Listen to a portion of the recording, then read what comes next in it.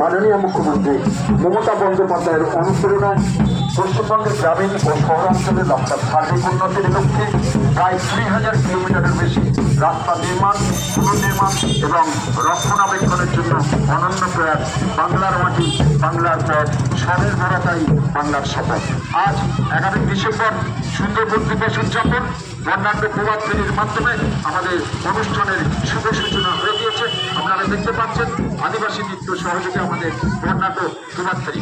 উক্ত অনুষ্ঠানে আমরা সবাইকে অংশগ্রহণ করার জন্য আহ্বান জানাচ্ছি। আজ 11 ডিসেম্বর সুন্দরবন